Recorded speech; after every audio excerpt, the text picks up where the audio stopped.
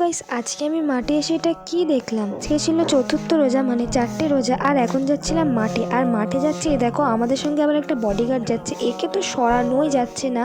Finally একে এরকম তাড়ানোর পর তারপর এদিক ওদিক করে ফাইনালি এখন আমাদের পিছুটা ছাড়লো। আর তারপরে আমার দাদু দেখো যেতে যেতে আলে পড়ে গেছে।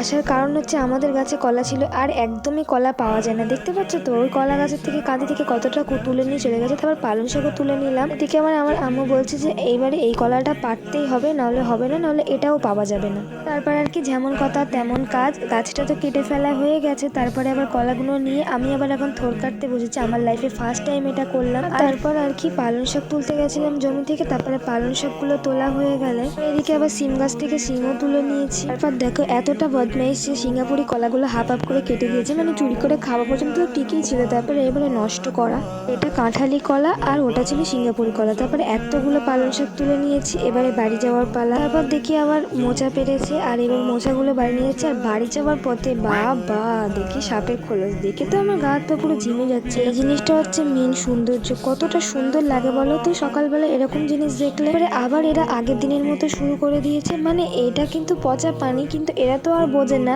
আর আমি কিন্তু একটু হাত দেওয়ার পরে আমার হাতটা চুলকিয়ে দিচ্ছিল। বাড়ি এসে আমি এক তুড়িতে পুরো বিছানা গুছিয়ে নিয়েছি। বুঝতেই পেরেছো যে ওটা টিকটক স্টাইল। তো তারপরে আর কি মোচাগুলো ছাড়িয়ে নিচ্ছিলাম। আর আমি তো প্রথমে একা ছাড়াচ্ছিলাম, তারপরে আমার পঙ্গপালের দল সঙ্গ চলে এসেছিল।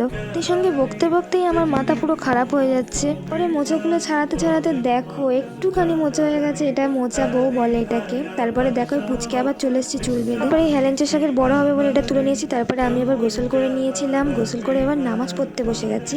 একটা লম্বা ঘুম দিয়ে বিকালে উঠে আসরের নামাজটা পড়ার পর কোরআন শরীফ পড়ে নিলাম একটু হালকা করে। দেন আমি উঠে দেখি মা ঘুগনি বানাচ্ছে, আর তারপরে মোচা দিয়ে চপ বানাচ্ছে। তারপরে আমার কাজগুলো আমি করে নিচ্ছিলাম আস্তে আস্তে।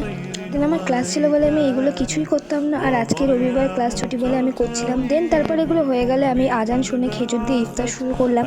তারপরে আমার মা আবার এই তেলে ভাজাগুলো করেছিল, এগুলো টেস্ট করে দেখলাম যে খুব সুন্দর হয়েছে। মেন জিনিস তো ঘুগনি বলেইছিলাম। তো তারপরে আজকের এতটাই ভিডিওটা রাখলাম, অনেকটা লং হয়ে যাচ্ছে। দেখা হবে আবার নেক্সট কোনো মিনি ব্লগে। আল্লাহ হাফিজ, বাই।